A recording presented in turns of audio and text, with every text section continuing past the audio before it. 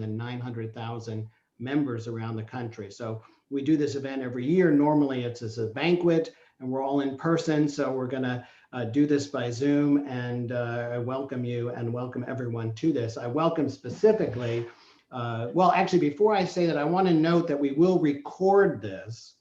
And if anybody doesn't want to be seen in the gallery view on the recording, you might want to stop your own video. So I just wanted to let you know that this is being recorded. Good. So special welcome among all those welcomes to the winners of our many awards, to our inductees into Phi Alpha Theta, to our graduate students, to our faculty, alumni, guests, some special guests, including, I know, Tom Neenan, the provost of the university, who has been a big supporter of the humanities and certainly of the history department over many years.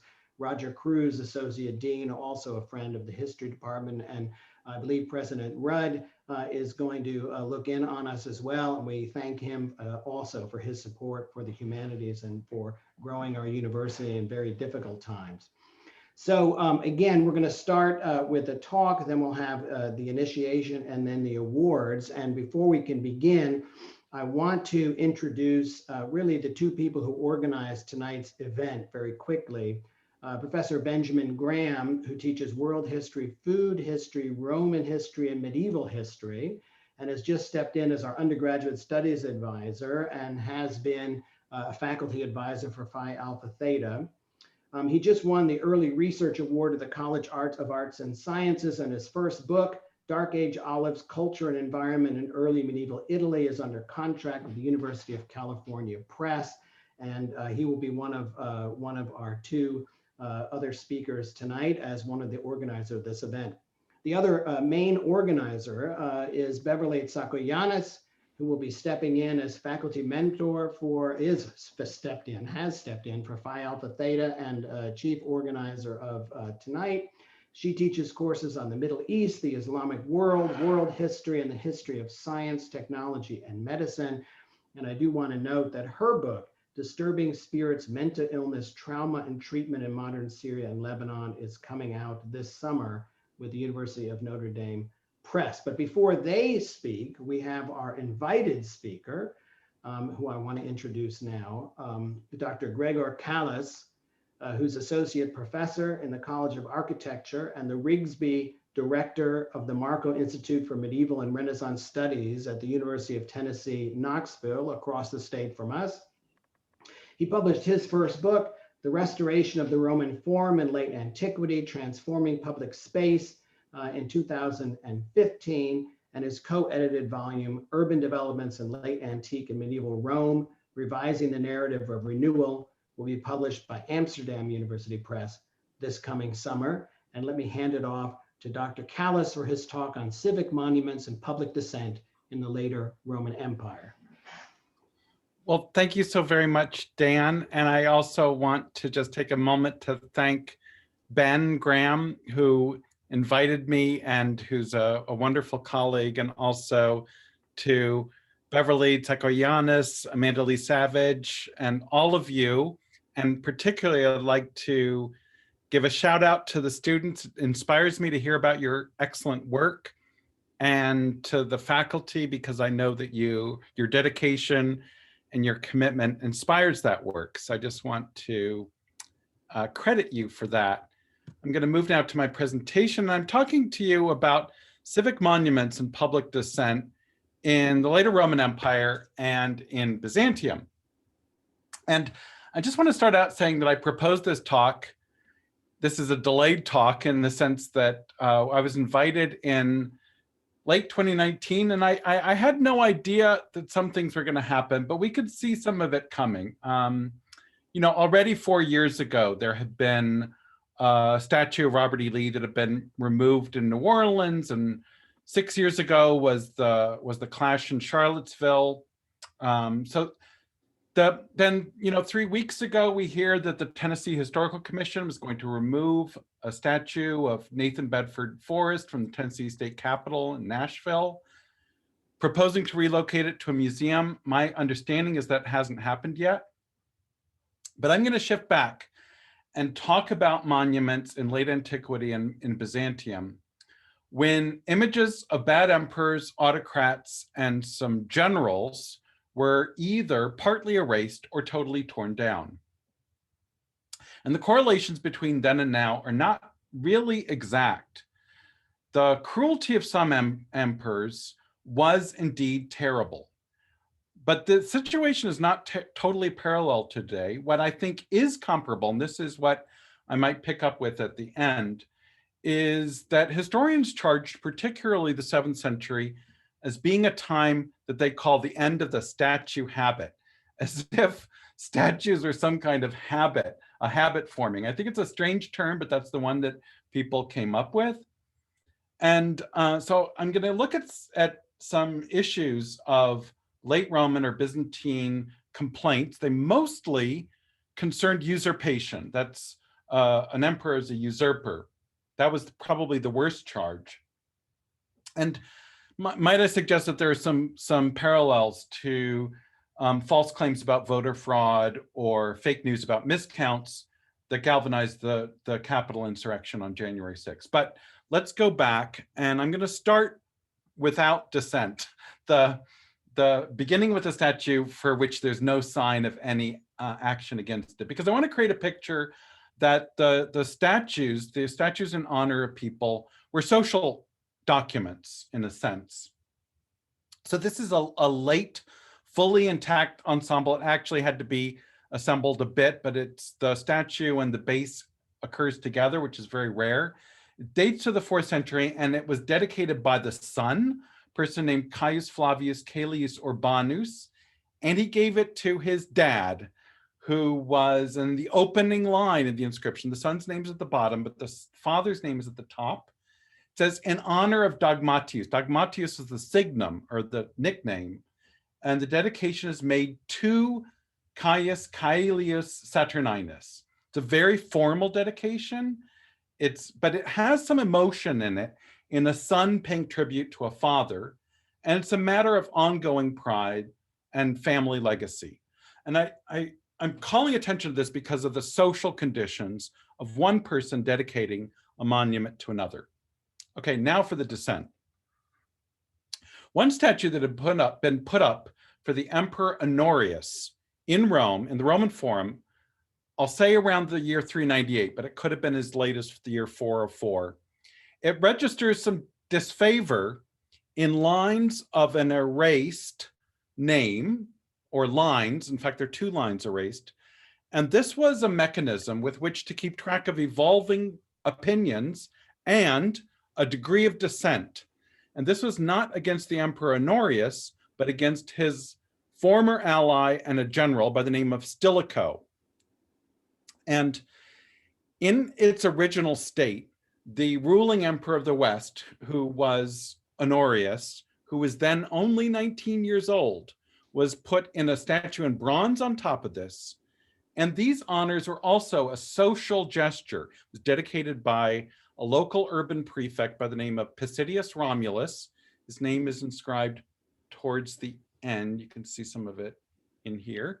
And he paid respects both to Honorius and to this topmost general, Stilicho, who was the father-in-law, actually, of Honorius. So 5 years after this was installed, approximately, by the year 408, there'd been news of a plot that Stilicho, I guess, was launching, or reported to have launched, against the Emperor Honorius. And the Senate in Rome had heard about this. And so basically, as soon as Honorius got wind of this, he sent his troops to erase Stilicho, that is, send him off to prison. He eventually died. And then an official act of memory censure took place. So the statue has this sign of disfavor. The inscription needed to be changed. So the leading official in Rome, the urban prefect, somewhat akin to a mayor, but he was a senator, named Pisidius Romulus, originally claimed a role as a dedicator and received some senatorial approval. And this was on a specific occasion. There were mounting news of some Gothic war, of an attack. That's Alaric and his forces, perhaps. The statue was marking these events, these accomplishments. So everyone knew that the statue could be a sign of this favor, but it was also a place that potentially could galvanize dissent. So, and this had already happened. In fact, Honorius's father, Theodosius I, had raised taxes so high in Syria in 387 that the crowds in the city of Antioch had knocked down statues of Theodosius and his family, and Theodosius I sent troops to fight back. They killed all the rioters and apparently their children too. So this was there were threats of dissent getting galvanized around statues. So but in the initial occasion on which this is put forth, it was put forth in an era of peace, of non-dissent, and this comes with a degree of negotiation, of social negotiation. And one way that I propose that this happened that I think is particularly interesting is that when the statue was put up, or about when it was put up, there were speeches made, and one of them was made by a poet who gave a poetic words of praise for Honorius. And there's one particularly nice one that is recorded in the year 404 when Honorius was appointed consul for the 6th time. And this idea of issuing these public monuments together with poems of praise, I think is striking. I'll call attention to one parallel now. So in the inauguration of Joe Biden a couple months ago, Amanda Gorman presented her thoughts. So she started out with thinking about the context in which she was presenting. She actually threw some shade on American history, but she mostly offered very, very bright glimmers of hope. So her opening lines were, quoting, "When day comes, we ask ourselves, where can we find light in this never-ending shade?" End quote. So back to the year 404. Claudian, this poet, gives a celebratory speech for the Emperor Honorius on the moment of his consulship. And I'm going to quote from some of these words. Quoting, "All the desires that make our waking minds ponder by day, friendly sleep brings these daydreams back to us when our spirits are lulled to slumber. When a hunter lays down weary limbs upon the bed, all the same, the mind returns to the familiar pastures and the woods. Judges dream of lawsuits. Charioteers dream of the chariot with the horses of the night steering safely past the phantoms. In stolen delights, the lover finds joy. These pleasing drops from cool springs. But look, who's here? Behold our prince. Behold the world's pinnacle, as if on high, as if at the level of Mount Olympus. Behold the gods as I remember them. My dreams could yield nothing greater than this one." End quote. So Claudian here is dreaming about all these things. What a charioteer dreams, what a hunter dreams. And then everyone awakes in the dream because the best thing in the world happens. This 19-year-old emperor, Honorius, who never accomplished all that much, shows up in Rome. So it's a way of building consensus to pave the way for these kinds of honors. So in other words, I'm suggesting this without dissent. The positive is that people had to kind of accept this in a social act. Okay, now let's start with the dissent.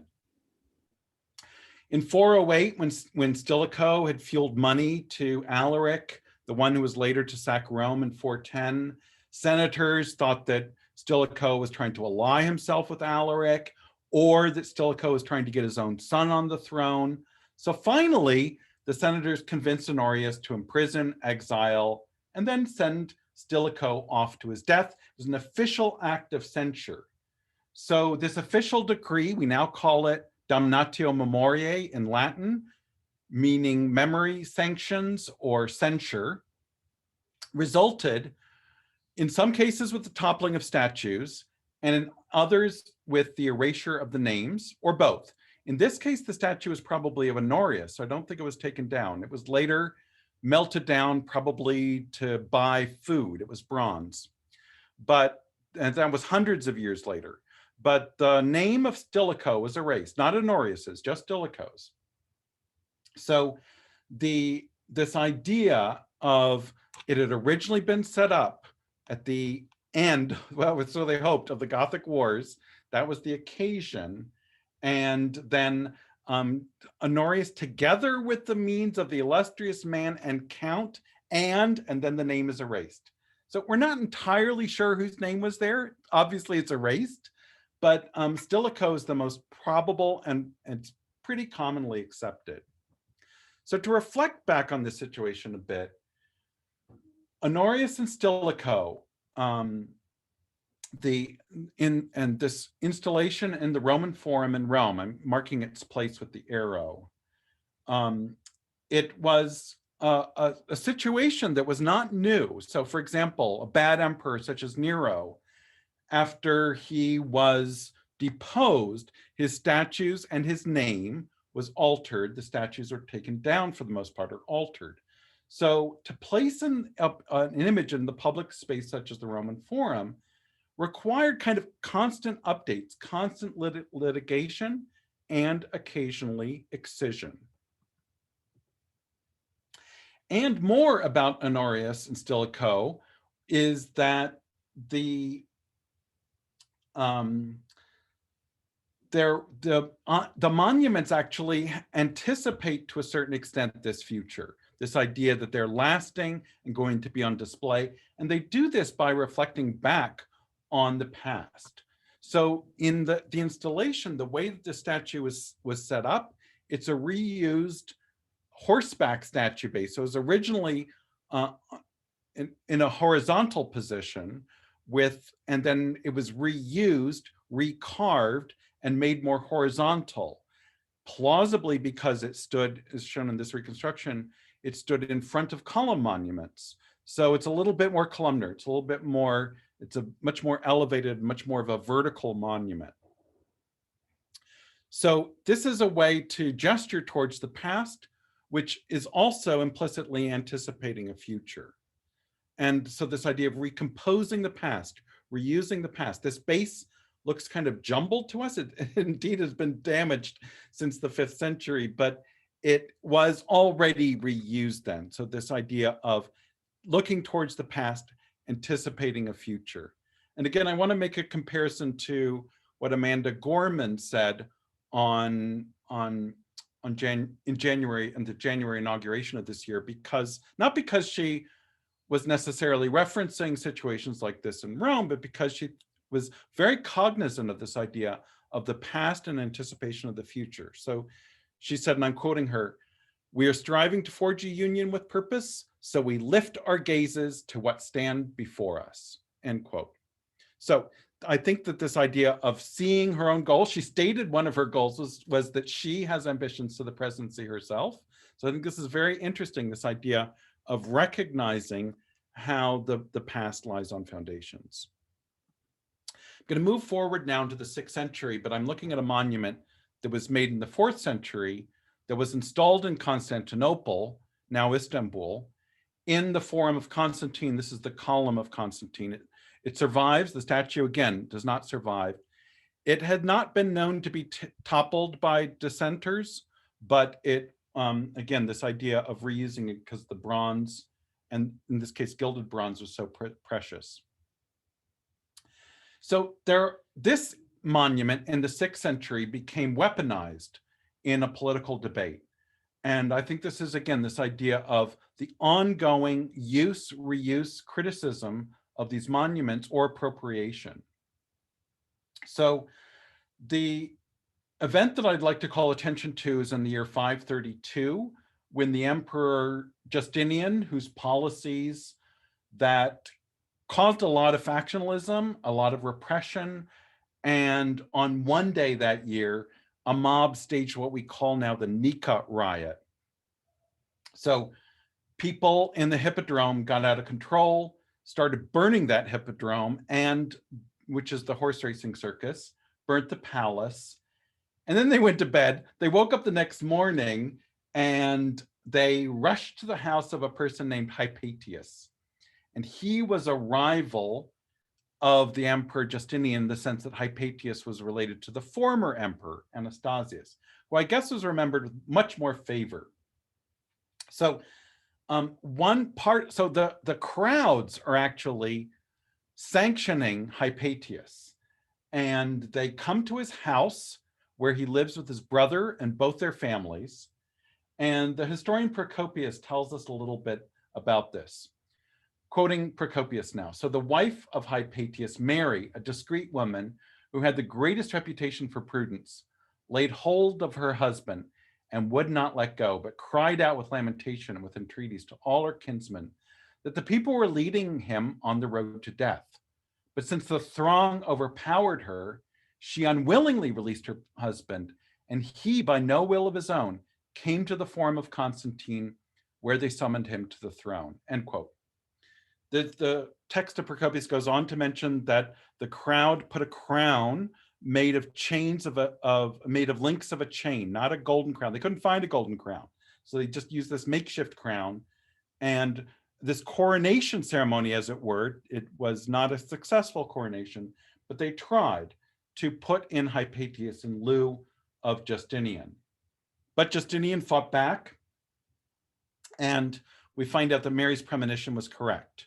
So the reports are that Justinian and his troops lashed back against these rioters.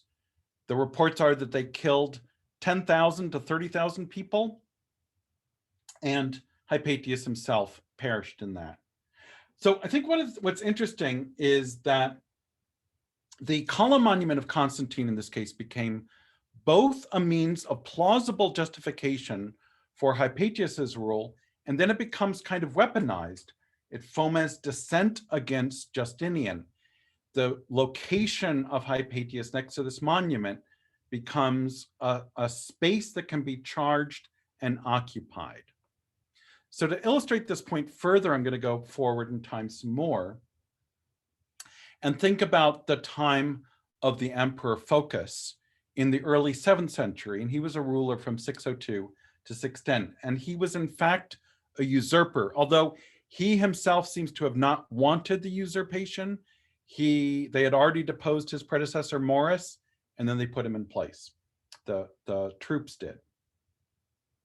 And one of the difficulties of handling Phocas is that no positive accounts survive about him because he was himself deposed.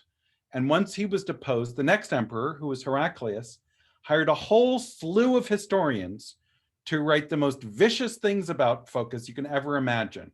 So there's no account that gives us the positive. We have a whole lot of negative. And so this situation, I think, points to the conditions of this volatility, of this enmity, and of no discourse of peace, none of this poetry of Claudian anymore. So in the year 610, at the end of Phocas's reign, we have this really intense historical move. Heraclius decided not necessarily to erase images or the memory of Phocas, but instead to take a new step. This is a new kind of like point in historiography of issuing a whole lot of negative news, a whole lot of negative history. So this idea of the negative accounts is really formative in our historical conscious, but it's really hard to tell what was going on prior to 610. So let's go back to the early part of the reign in the year 603. At that point, after Phocas had already been installed as emperor, his daughter, whose name is Domentia, gets married to a very powerful senator by the name of Priscus. And then Phocas takes the decision to put on big celebrations and horse races, an athletic event, in the Hippodrome. So here's 16th century view of the Hippodrome. And some of its monuments survive today. The news of this event, one of them comes up in a chronicle of a historian named Theophanes, who wrote, quoting, "The demarchs of the two circus factions." So the demarchs were like powerful leaders of these factions. They're almost like powerful football coaches today. So the quote says that the Denmarks, the Denmarks put up portraits of Priscus and Domentia in the area of the four columns. So that would be in this area here, which is called the Spina. So that's the place around which the horses race. And it was a place for monuments. And you can see that one of them is still there, the obelisk monument. So, and then going on with what Theophanes says, but when the emperor, that's Phocas, saw these, he was angered and commanded that these Denmarks be brought forth.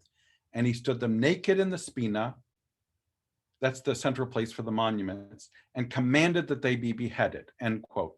It actually didn't happen. They weren't beheaded. The people cried out that they should be forgiven. The Denmarks, these leaders of the factions themselves, claimed that the artists came up with this idea. They blamed it on others.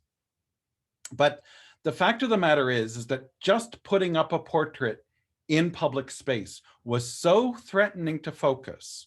He had his own portrait put up in the Spina, and he thought he was the only one who could claim to do that. I think the other thing that probably was most threatening was that both factions, usually the factions were against each other, but this time they came together and they both supported Priscus.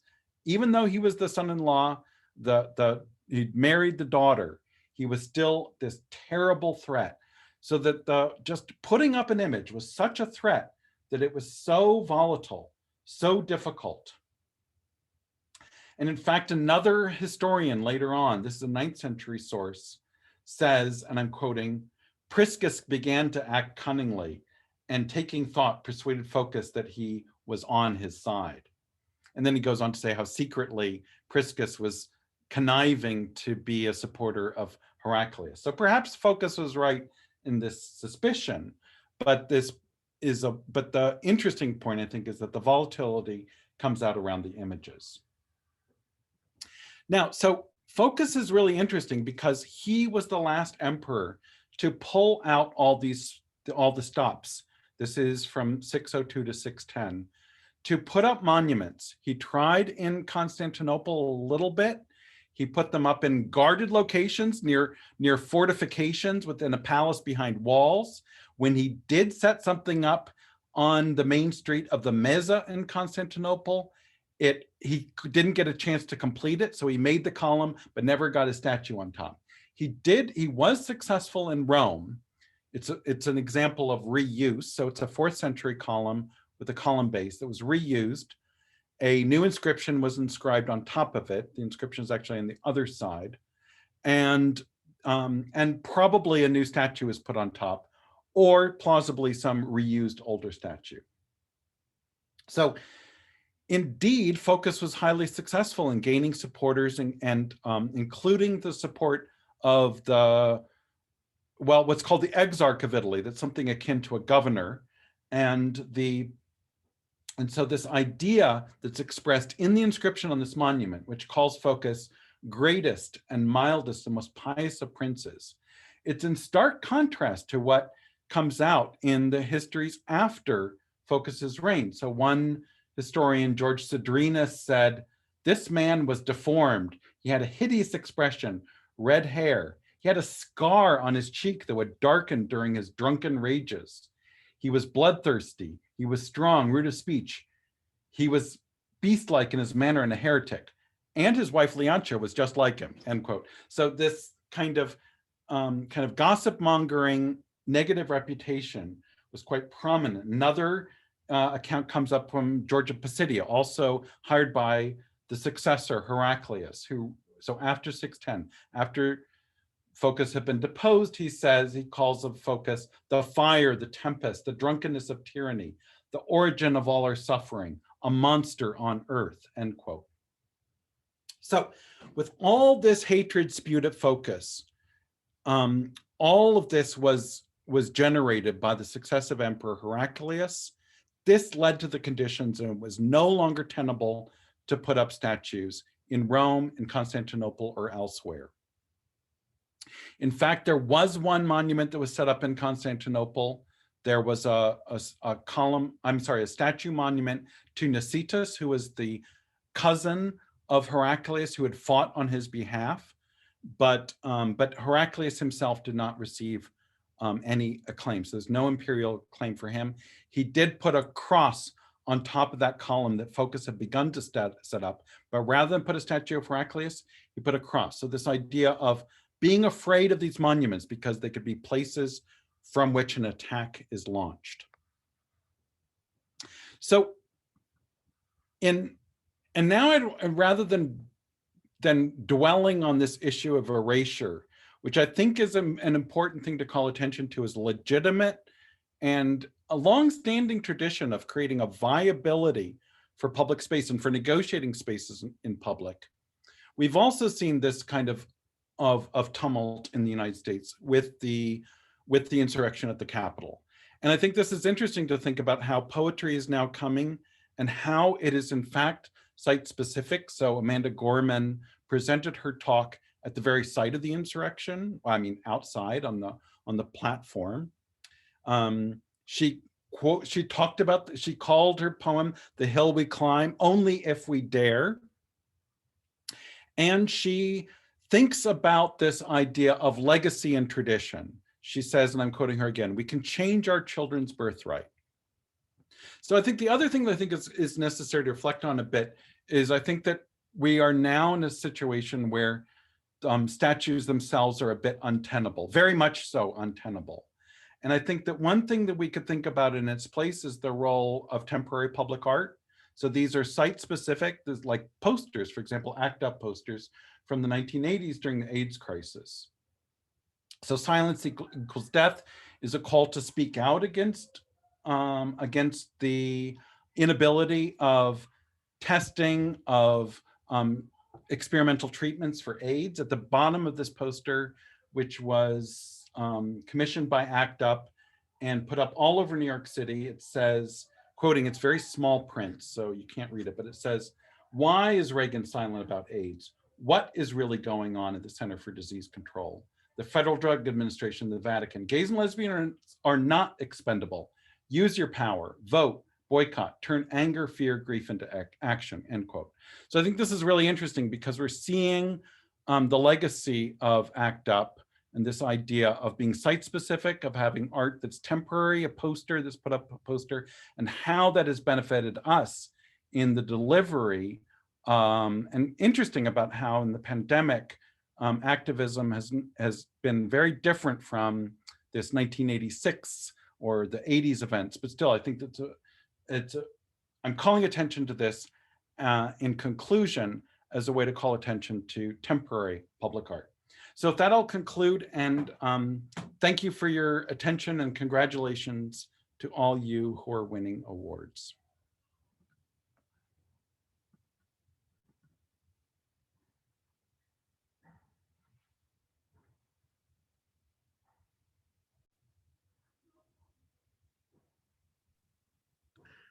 Okay,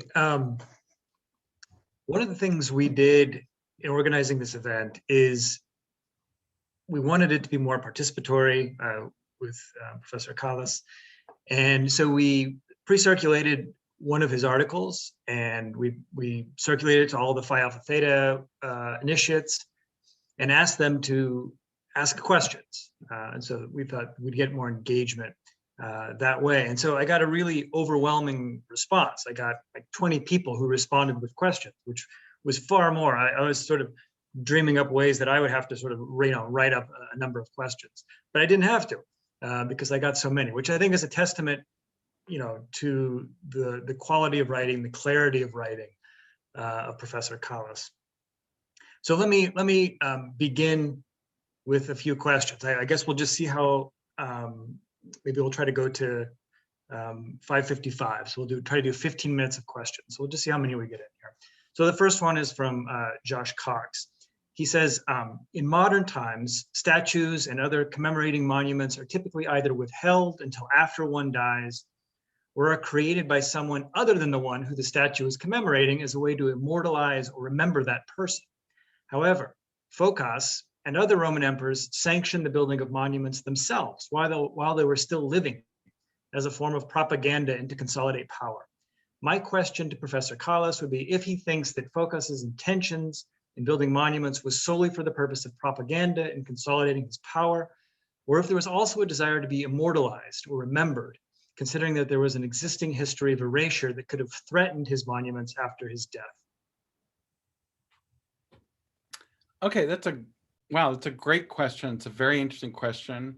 I think that one thing has to do with the idea of thinking about the future. And I think I hinted in my talk today, this idea of creating a lasting memorial. And I think this comes with a bit of irony. One irony, I think, is that, for example, this monument in Rome, Focus's monument, is an example of reuse. It is, we don't know for whom it was originally made. I'm guessing it was someone from the 4th century. And I have some thoughts about a couple of plausible alternatives, but I think it was some time after the year 305, or perhaps into the 370s or 380s. But that doesn't matter now. I think one of the things that's interesting is that Smaragdus, this local exarch, reused it and put a new inscription on. And I think that way of gesturing towards the past is a way of thinking about an ongoing dialogue. So this idea of also gesturing towards the future. That and Focus seems to have been very interested in having statues all over the empire. There were ones from cities in Egypt, from Asia Minor, from Carthage in North Africa. So I think part of what's going on is that he thought he could get away with this more than in Constantinople, where there were so many factions were against him. I think that it's a little bit complicated to think about the issue of propaganda, because I think Smaragdus really did probably initiate this on his own, knowing what Focus might like. But I think that Focus really was trying to create his lasting memory. And the incredible difficulty was that as he was setting these up, they were being torn down. And in Rome, he was able to gain favor. And I think the strangest thing about it is that they destroy the monuments of others. They erase the inscriptions of others to put themselves up. And that seems a little bit weird, but I guess it's more of the moment for Smaragdus to honor Focus in this way, rather than preserve the memory of the past. But that's a little bit of an irony in there. And it was not an issue of condemnation. It was just convenience of reuse, I suppose. I don't know if I got to all the parts of that question, but I think it was a very good one. Okay, the next question I think has to do with audience and maybe the choice to put it in the forum. So it says, you suggested in this article that being public was an important element for this monument, but it seems to have been targeted for the Pope and local aristocrats. Why do you think the publicness of this monument was important if Focus sought the approval of a few individuals? Okay, good. I think that's a good question too. So just to sort of recap some of the things that I put in that article is that there were other things going on. So Focus, for example, paved the way for the Pantheon, a very major monument, to be reused as a church, and that was in negotiation with the Pope. And he also had his images, an icon, a painted image, Focus and his wife, on display in a church on the Palatine Hill. So there are these are indications of alliances with powerful groups in Rome. Senators helped to get it welcomed, the images welcomed into Rome, and then this working with the Pope. So these are very privileged groups. And I also think that it's important that it is public. So I think one way that gets negotiated perhaps is to think, so it's in the middle of the Roman Forum, it's at the end of a major street that comes from the north. And so as you're traveling down that street, you see the column of Focus. It's a kind of condition that suggests certain kinds of ritual events were going on, even just normal events like people making a spectacle of themselves, like prominent people in the Roman Forum, which they probably would have done. So they might, in positioning themselves close to the column of Focus, I think that there are ways of calling attention to this using events to broadcast to the people. but it's also really important for focus to have allies in Rome and to work with people.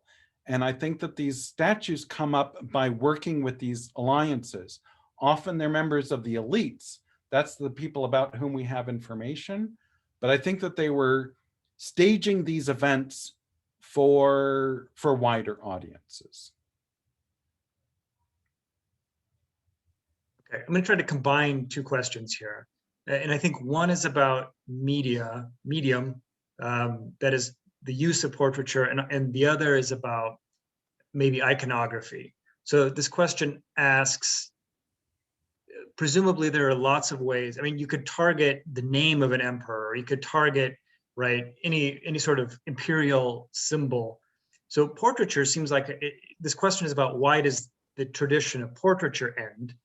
And I want to sort of add to that, why not paint yourself with, say, Jesus or something that would make the monument more resistant to, let's say, public attack or something like that?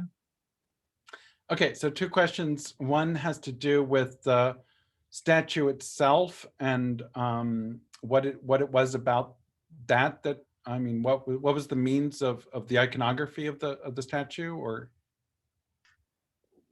Why does focus represent the end of portraiture? In other words, there seem like there are lots of other ways, things you could target in terms of imperial symbols. And so I guess, why does the fear of sort of people congregating at your monument or attacking, sort of using these portraitures of you, why does it end that specific artistic medium, I think is that question. Okay, good. So it's actually something that people have been talking about a bit, and people have been exploring some alternatives so that there are different media in which the portrait could appear. One is the public statue, and that's what I've been talking about. Another is on coins. So the coins have portraits, and in the 7th century, there are some changes, and people still, the emperor is still appearing on coins. There's an important history to that. I think the other place where we could think about this is painted portraits that are two-dimensional. And so, there's this occasion, I think I mentioned the article, that Focus's portrait and Leontia, the wife, came into Rome, having been sent from Constantinople. There's a very long tradition of sending these portraits out. So why was it the statue itself that seems to have been the target? What was it about that? And I think it's the particular charge of these monuments to be in public space, to be places where the populace could gather, and to be signs of imperial authority as a kind of occupation of public space. And I think that public space is as resonant then as it is now. It's very important for people to go to specific locations where the powerful gather, where the palace is in antiquity, where the Senate may have met, where important streets, the largest streets, give way into the forums or these public squares. So I think those become very volatile points when the emperor is contested.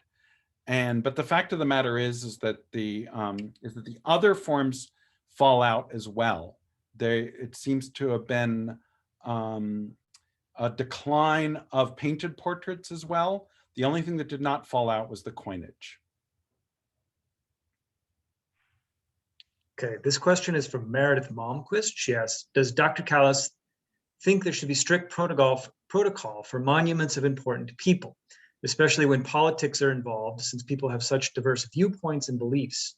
It seems we are no closer to agreeing on how a public figure is doing today, as opposed to 7th century Rome, as they were largely in support of Focus's leadership, despite protests of that fact in Constantinople and other regions. So protocol for monuments. So, okay, so what I traced in the past, I think, really pertains to a system of autocracy, which is one of which we do not live right now, although verged on one perhaps for a bit there.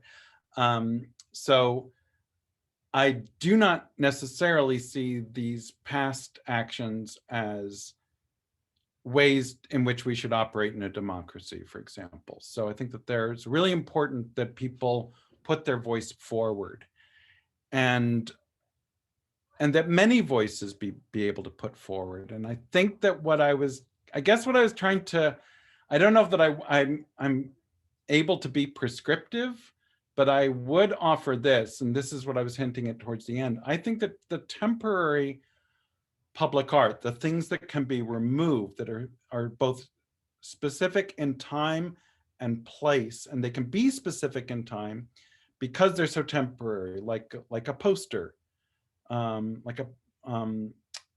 and those kinds of interventions I think are very meaningful for us now. And they can have this kind of resonance and power that comes with the specificity of some kind of action or activity or activism. And I think that's very suggestive. And I think that's what I was trying to reflect on, is that we're now entering a time when it's volatile to put up a monument, and that perhaps we're at the end of it now as they were then in the 7th century.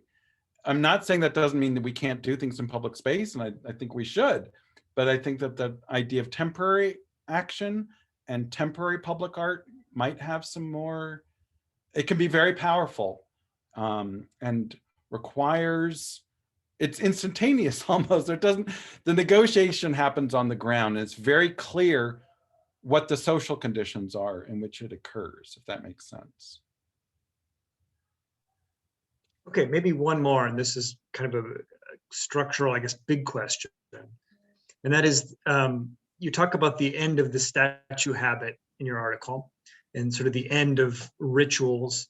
And this question asks you to ponder whether there's a relationship between the end of perhaps public ritual and statue and empire. That is there something almost inherently connected between these kinds of public display and maybe imperial ambitions? Okay, I mean, just to reflect back a little bit on the conditions of the 7th century in Byzantium, that was not the end of Byzantium by any means. And in fact, there's a book by John Haldon that's called The Empire That Would Not Die, that's about Byzantium, that the persistence of Byzantium. And if people find its death, it might be in the 15th century when there's an Ottoman occupation of Constantinople, but Greeks remain in very powerful communities of Greeks remain in Istanbul beyond the Ottoman takeover. So first of all, this was not the end of Byzantium. So it's the end of the statue habit. That's what I said, but it's not the end of Byzantium. There's another part of the question that I'm not getting to. The end of empire. What was there something? Yeah, no, I think that's it. That is there something almost innately connected between maybe ambition. I mean, maybe we talk about the diminishment of ambition of the Byzantine Empire and the end of the statue habit. Yeah, I mean, I think one thing just to point towards that I think is interesting, and I don't know how to formulate this connection right now, but within a century of focuses, well, just a little over a century, was a great period of iconoclasm. There was the destruction of images that were not imperial images, but were religious images. And in fact, probably secular images kept on being produced during iconoclasm. But this idea of the change of this kind of epochal change in governance, I think, can be traced in this material culture. And those are the things that I wanted to reflect on here. So thanks. Those are great questions, by the way. Thank you all. All right. I just want to thank again Professor Kalas for joining us. That was a wonderful talk. And I'll go ahead and turn it over now to Professor Tsakoyanis for the remainder of the ceremony. Thank you so much. This has been such a fascinating talk. And I have here the ritual, which is our kind of what we say to initiate our 2021 inductees, which are esteemed undergrads listed here. And we also have our list from last year, since we didn't have a virtual or an in-person banquet or ceremony. So wanted to make sure to include some of the folks from last year. So the way this works is someone from the Epsilon Nu chapter, sometimes it's the student president, it can be the faculty advisor, will read the ritual, and then the initiates will respond at the end. And it's just such a sweet message. So I hope that you guys, follow through with this. So since you, as students of human thought and action, have experienced a desire to continue upon the high paths of history, and since your predecessors have found you worthy to share such privileges, it is with pleasure that we initiate you into Epsilon Nu chapter of Phi Alpha Theta, a society dedicated to the service of history. As new members, you will be expected to live up to the ideals of Phi Alpha Theta. Among the invaluable lessons that may be learned from the study of history and the ideals of the society are the spirit of respect, which inculcates a sincere regard for the rights of each individual to freedom, the belief in the community of all persons that renders abhorrent all ideas that tend to foment national hatreds, racial and sexual discrimination, and all forms of injustice, the need for historians to search for truth and to accept the responsibility for making decisions in terms of their meaning for others as well as themselves. Do you accept the challenge of striving to live up to these ideals of Phi Alpha Theta? Yes. Yes. Yes. Yes. Yes. Yes. Y'all, this is my favorite part. Welcome. Okay, so I'm going to jump to the list of the inductees and hand it over to our esteemed chair, Professor Dan Yanowski. Thank you, and congratulations to all of the initiatives. It's one of our really fun and great times in our department to be able to celebrate our students and what they've been able to do, and to welcome you into the society. Again, more than 400,000 members around the country, more than 950 chapters, and now you are members of our chapter. And I agree with Dr. Tsakoyannis about that message. When I contemplate, as I'm sure many of you have, the position of the humanities in our present moment, and it's something we focus on certainly with our advisors, that our majors find employment in all kinds of occupations, and that surveys show history graduates are sought after, and that history graduates end up in careers that they find very satisfying. And so we should all be proud of that. But beyond that, I think we should remember too what history is on its own. It decenters us. It forces us to think about other times and places, other peoples than just ourselves, to have empathy, to become really better citizens, I think, of our local reality, of our country, of the world. And I think, when it says join us on the high paths of history, I think that's what all of us refer to. And we congratulate you for that.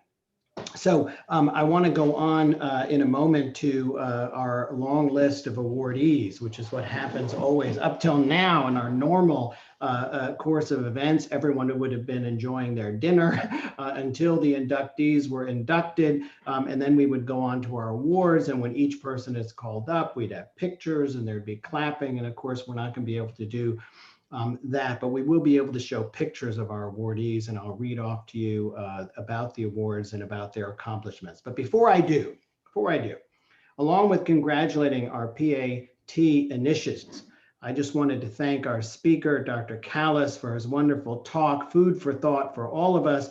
How interesting that you can connect history and the projection of power, the owning of public space with monuments and material memory to our present time, right? It echoes forward to today. I really enjoyed that aspect of the talk, and thank you very much. I want to thank our committees that determine the prizes I'm going to go over. Our Undergraduate Studies Committee, chaired by Professor Graham. On the committee, Crystal Gazouzian, Scott Marler, Bradley Dixon, Guilmar Duenas-Vargas. Thanks to all of you. On the Graduate Awards Committee, it's headed by Professor Suzanne Onstein, and on her committee, Jim Fickle, Charles Crawford, Michelle Coffey, and Beverly Tsakoyannis. And I want to also say there were other people brought in to help on certain awards, and my thanks goes out to you. Specifically, thanks to, of course, again, Dr. Tsakoyanis and Dr. Graham for organizing this event. There's a lot of details that went into it. It took a lot of time, and we really appreciate them helping put things together. I wanted to thank Amanda Lee Savage, who is, of course, our online coordinator and does many more things, one of our great undergraduate advisors as well, and helped us with some technical matters and getting the word out. Thanks to Karen Bradley, our office manager, who does posters and all kinds of other things for all of our events. We thank her, and Karen Jacket, her fellow in the staff of our office, who keep everything together. So thank to all of you. And again, I wish we could do all of this in person, but let's go ahead and congratulate our award winners. Beforehand, let me just note, before we forget, my apologies, that we do have one important event coming up, on April 15th on Zoom, starting at 6 p.m. We're gonna have the HERC in the HERC, which is our History Undergraduate Research Colloquium. So I really hope that you'll be involved with that and join us for that as well. So thank you very much for putting that up, Dr. Tsakoyanis. So let me get to our awards recipients.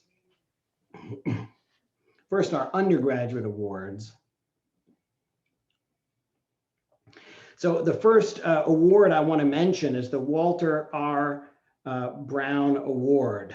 Bob Brown was a beloved department member for many decades. All of us remember him. He remains in our hearts. He passed away in June of this year, and it's really a part of his legacy in our department that we have this award named after him. He was a caring teacher and advisor, and this award goes to the history major graduating in the spring term with the highest history and overall GPA. And the winner here is Sean McEwen. So thank you and congratulations, Sean. Let me just say a bit about Sean. Dr. Mole, one of his teachers, says Sean is simply an exceptional student who always went above and beyond course expectations. He was added nuance and verb to weekly discussions.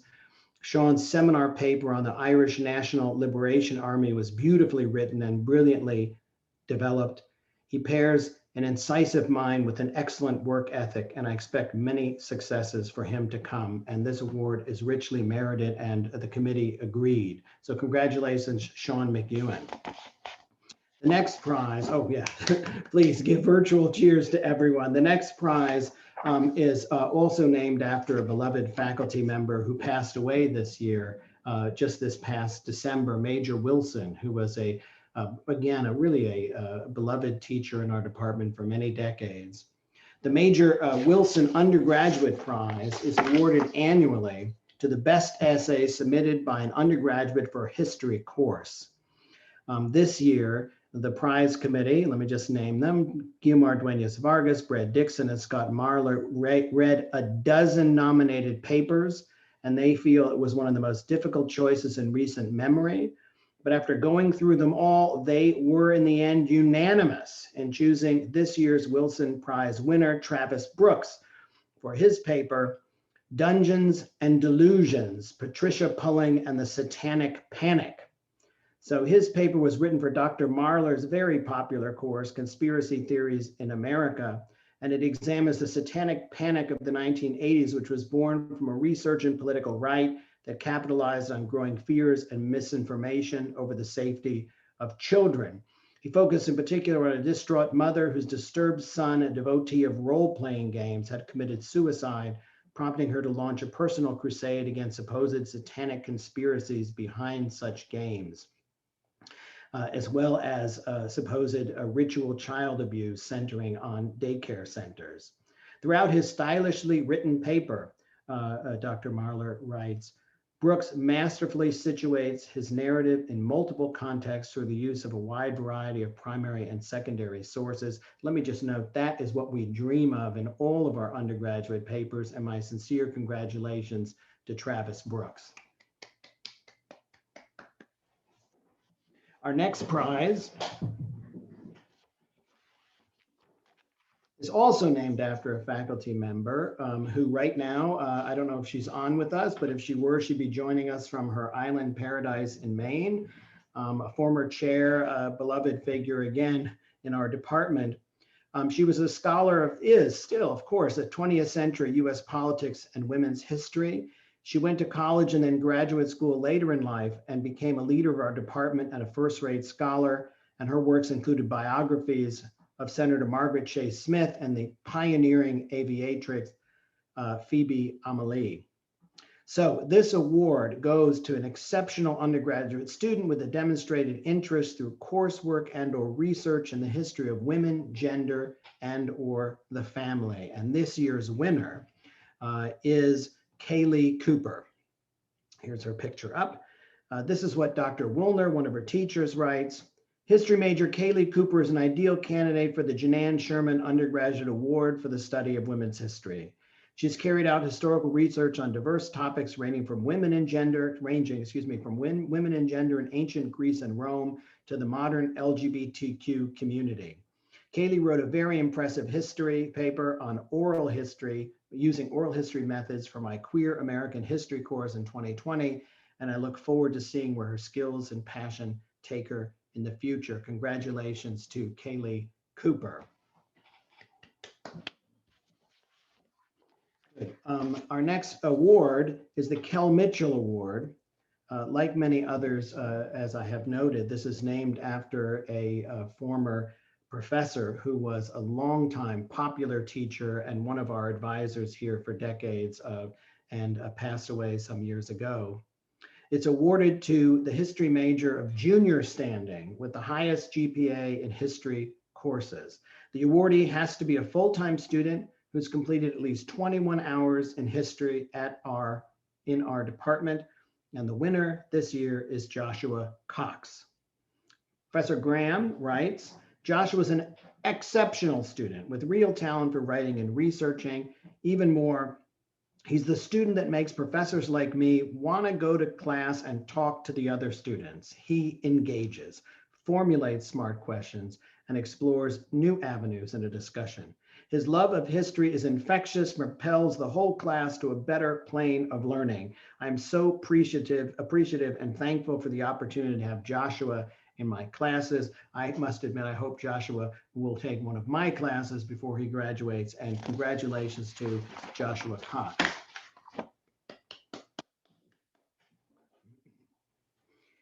The next picture you see here is to one of our multiple award and scholarship winners. This is Sophia Rouse. She wins 2 awards. The first was her Internship Award. She interned at Shiloh National Military Park in the summer of 2020. Sophia was responsible for researching and creating interpretive programs and presenting programs to the public. Her supervisor noted, by the way, that Sophia attended and successfully completed historic weapons black powder training on small arms, rifled musket, and on artillery. Good. So she also is the winner of the Belle Mcwilliams Scholarship. Belle Mcwilliams worked in Memphis public schools for over 40 years, teaching history, and this award was given in her name by her niece and nephew, Louisa Fellows and Ben Schulze, whom she raised through childhood. It's for the history major of at least sophomore standing, overall GPA of 3.0 or higher, and should demonstrate above average interest in US history, diverse extracurricular activities, and outstanding academic achievement. This is what Professor Aram Gazouzian notes about her. I cannot imagine a more deserving recipient for the Belle Mcwilliams Award than Sophia Rouse. She is one of the most dedicated undergraduate students I have ever encountered. In our directed readings course, she is diving into substantial works on Reconstruction and the Gilded Age, and she's displaying the skills of a budding professional historian.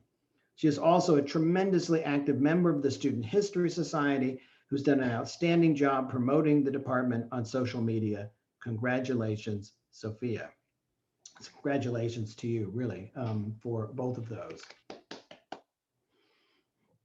Our other Internship Award winner, which, by the way, just so I make that clear, is given to students each year who seek out and complete an approved internship experience. And this last year, or actually right now, excuse me, William Hilliard is interning at the Pink Palace Museum of Science and History as part of the Urban Fellows Program. This is a program that provides local college students and recent graduates the opportunity to intern with the City of Memphis government. They receive exciting projects to complete, challenging projects to complete in areas of the city that they're interested in. And Will is doing that, as I said, at the Pink Palace, where he has a variety of duties. He also exhibits, creates lessons for museum visitors, and is assisting with creating content for their new website. So congratulations, William. All right.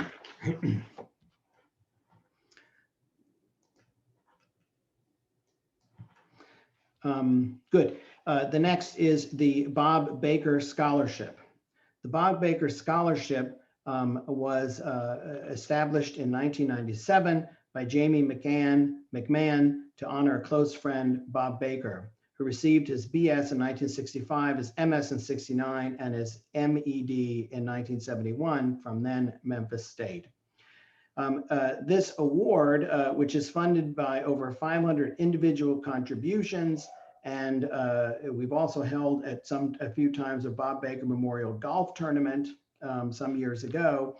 But these funds are then used to create this award for a history major of junior or senior standing with an overall GPA of 3.0 or higher. And this year's winner, as you see, is Presley Alexander. This is what one of her teachers, Dr. Christine Eisel, writes. Presley Alexander is a student in my History of American Ideas and Culture this semester. She's a model student in all imaginable ways. Presley's grades are a reflection of her intellectual curiosity, her exceptional attention to detail, and impressive ability to synthesize material from multiple sources into cogent, concise essays and discussion points. Presley engages with her peers thoughtfully and thoroughly, making her an example to follow. Her work in my class reveals not only her mastery of content and concepts, but her commitment to learning the craft of history. Congratulations to Presley Alexander and to all of our undergraduate winners.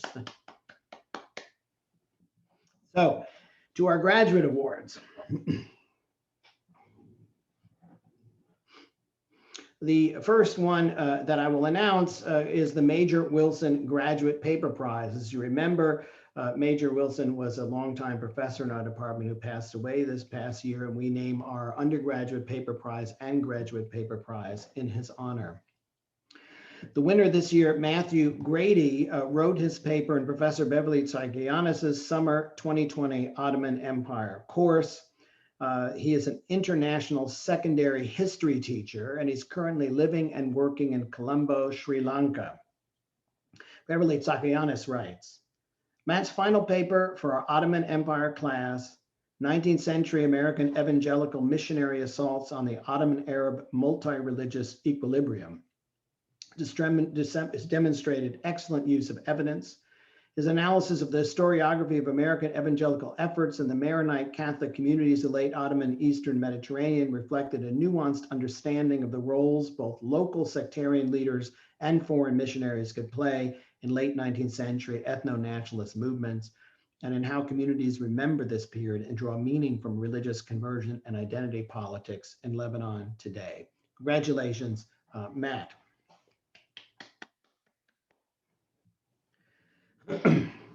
So this is really the next person featured is really our biggest winner of the evening. Hagar Abdulrahman has won really 3 awards. 2 are listed here, but she really is a three-time winner and well deserving of all of them. First, let me name the awards, and then I'll tell you a little bit about what Hagar's advisor says about her. So first, she's the winner of the Dr. Dalvin M. Koger and Dr. Greta M. Koger Fellowship in History. Dr. Koger was a longtime professor of African history in our department, and his wife established the award to honor him. It goes to a deserving and qualified graduate student in history, preference for a student who is studying African history. And Hagar is the winner this year. She's also the winner of the Dr. Peggy Jamison Beaudine Dissertation Award. Ms. Jamison did her MA and her PhD in history here, finishing in 1992 with her dissertation on the history of housing and community development in Memphis and its impact on selected neighborhoods. She's a passionate and generous supporter of history and education, along with her late husband, Dick Beaudine.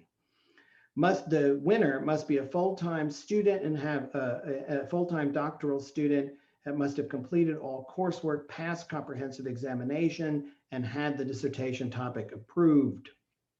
The third item, which is not up here, my apologies for that, but Hagar also is the winner, recipient of a one-semester dissertation research fellowship, which frees a graduate assistant of teaching and service obligations for one term while that student focuses on the dissertation.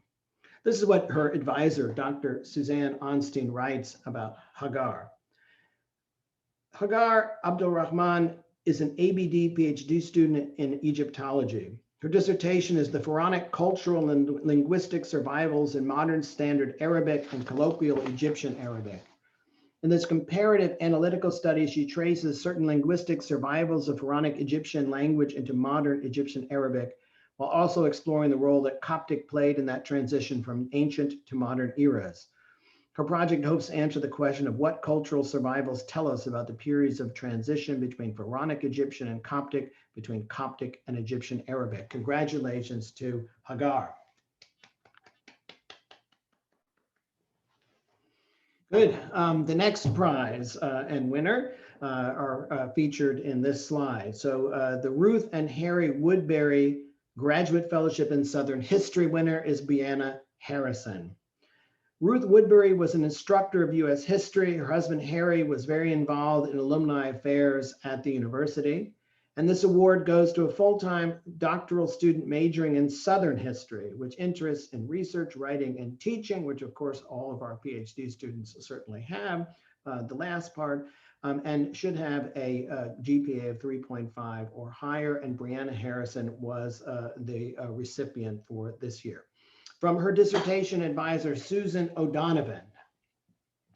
Over the past several decades, Southern history has become one of the most dynamic fields of study in American history. Its scholars have used deep explorations of slavery, freedom, agriculture, industry, and war to reframe and reorient our national past, to illuminate the integral character of the local and the global, and above all, to repopulate our political universe. The recipient of this year's Woodbury Prize, Briana Harrison, follows in this tradition as she embarks on a study exploring the rise and fall of convict labor along the Gulf Coast. And one in the same time, labor history, gender history, African-American history, and political history, Briana's dissertation promises not only to add new meaning to one of the darker moments in post-Civil War American history, but also of how common people, even imprisoned people, have and can shape the American experience. Congratulations, Briana.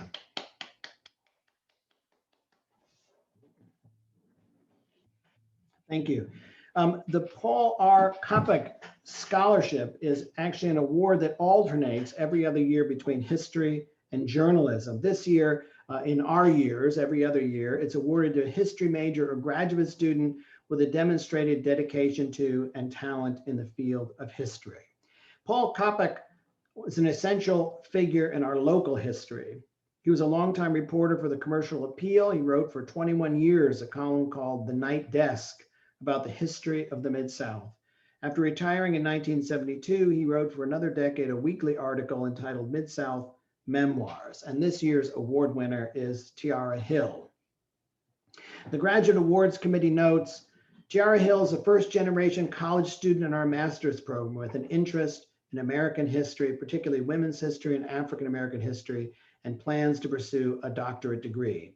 Her dedication to our program amid this unprecedented pandemic earned her this competitive award. Congratulations to Tiara Hill.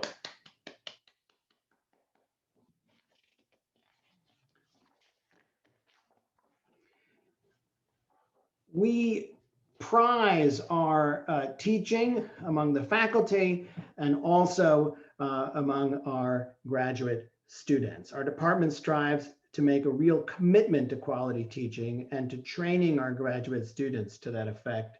We recognize their commitment to having their students think critically and express themselves clearly.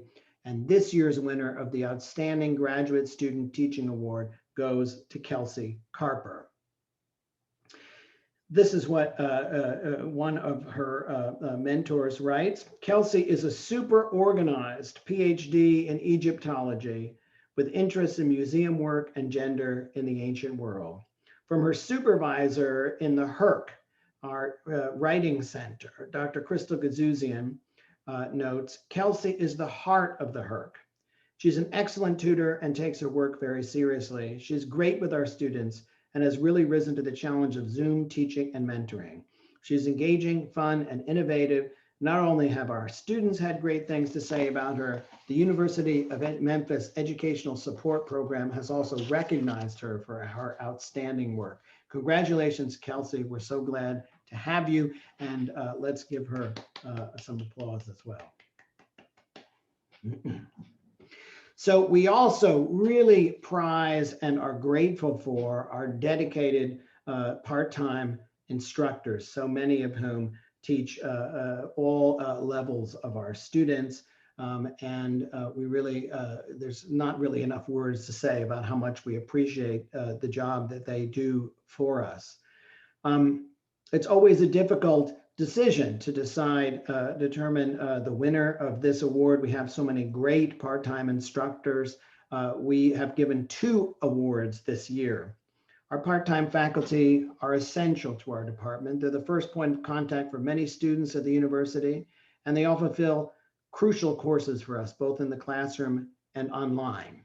Featured here is one of our 2 winners, Dr. Jeff Jones, who defended his dissertation in our department under Dr. Gazouzian in 2018, called Benjamin O. Davis Sr., America's First Black General, The Paradox of Racial Leadership and the Military Profession. Dr. Jones has taught a wide variety of courses for us with great success: African American history, US surveys, history of Tennessee, US military history, and world history. In their evaluation comments, students regularly praise Dr. Jones for his dedication, flexibility, and devotion to teaching. Thank you, Dr. Jones, this recognition is certainly deserved. The second winner of our Outstanding Part-Time Outstanding Adjunct Teaching Award is Tiffany Redman, who is a PhD student in our Ancient Egyptian History program, working with Dr. Suzanne Onstein. Her dissertation on the goddess Mut examines the various attributes and association of the goddess through a statistical analysis of various factors. Her energetic teaching style is peppered with pop cultural references and humor, and her student evaluation comments are really through the roof. So thank you very much for all that you do for our students, to both of you and to all of our outstanding adjunct teachers. We have one award that we haven't given yet this year, and my apologies for that. We have an award given by very generous donors, the Dr. William and Helen Gusil Gillespie Scholarship. William Gillespie was a longtime professor of Latin American history here, and this award goes to a deserving and qualified history graduate student at the University of Memphis, with a preference given to students with a concentration in Latin American studies. We will announce this award when we have designated a winner, so my apologies for this. So before we end, and I turn this over to a few final words from our PAT advisor and organizer of tonight's events, Dr. Tsakoyanis, I just wanted to put up here quickly last year's prizes, because this our event last year really coincided with the shutdown. You will all remember in March of last year, and we had to cancel it. And so although we announced this and we sent out information, unfortunately, these students didn't get the moment of having their pictures taken and coming up and letting us bask in some of their glory. So here are the names of last year's winners. Amanda Campbell won the Walter Brown Award.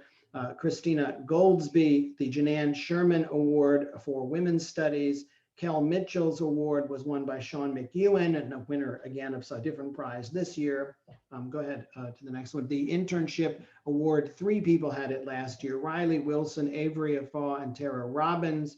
The Bob Baker Scholarship was won by Michael Honeycutt. The Bill Mcwilliams Scholarship by Anna Weiner and Christina Goldsberry. The Major Wilson Graduate Paper Prize was Katie Fincher and Paul Larson. They were the winners. The Best Prospectus, Heather McNamee. Best Thesis, we don't do that every year, Amanda Castellana Clark. The Best Dissertation Award went to Isabel Machado Wilberger, who we all know was also our postdoc this past year. The research semester and the Jamison Beaudine Dissertation Fellowship went to Taylor Dean. A research semester, the Woodbury and the Gillespie all went to Matt Isaacs, who, by the way, just defended his dissertation, and our congratulations to Dr. Isaacs. The Koger Award went to Emily Coate. The Gillespie Scholarship to Kyra Clapper, who just also defended her dissertation. The Mock Freeberg Dissertation Fellowship was given out to Akil Menza. We haven't heard about this year's mock yet. Our outstanding graduate student teacher in the last cycle was Greg Wiesman, who continues to teach wonderfully for us. And our outstanding adjunct teaching award went to Mickey Coletta, who is a PhD student in the final phases of her PhD. So thank you all. And let me turn it over for some final words to Dr. Tsakoyanis. And thank you again, Dr. Tsakoyanis. Yay, everybody. Woo. So thank you to everyone who helped make tonight possible, especially our esteemed donors and administrators, our department chair, Dr. Unowski, Karen Bradley, for organizing so much of this. And thank you especially to all of you students. We are so proud of all of you. You are such an inspiration. And one of our favorite things as educators is to recognize and celebrate the achievements of hardworking students like you guys. So for those of you graduating, please note that Phi Alpha Theta has scholarships and grants for postgraduate work. So please check their website for details. And for those of you not in commencement this May, we look forward to seeing you in more classes. And please also check in the chat, because we did have some information in there about the Urban Fellows Program if you want more information. And contact Ms. Amanda Lee Savage by tomorrow, because that's the deadline for the HERC and the HERC. And our own TJ Brooks is going to be presenting on his research there in April. So we look forward to seeing you all soon, and congratulations again. Yay.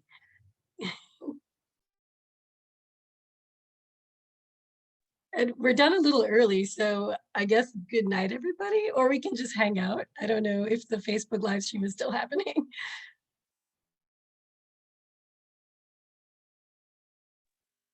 Yeah, I guess bye.